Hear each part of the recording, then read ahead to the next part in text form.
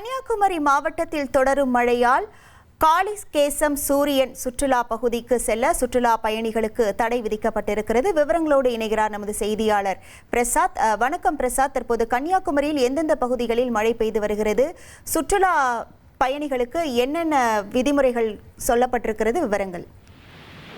வணக்கம். கன்னியாகுமரி மாவட்டத்தில் கடந்த சில தினங்களாக தென்மேற்கு பருவமழை பெய்து வருகிறது.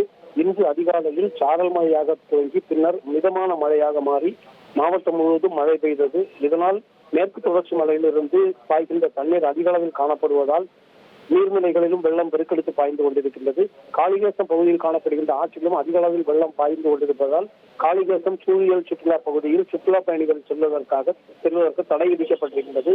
அதே போன்று இந்த மழை காரணமாக ரப்பர் தொழிலும் பாதிக்கப்பட்டிருக்கின்றது.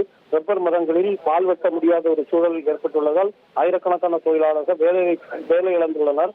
தொடர்ந்து மழை பெய்து கொண்டிருப்பதால் பல்வேறு தொழில்களும் பாதிப்புக்குள்ளாகியிருக்கிறது. இனி செல்லும் இடமெல்லாம் செய்தி.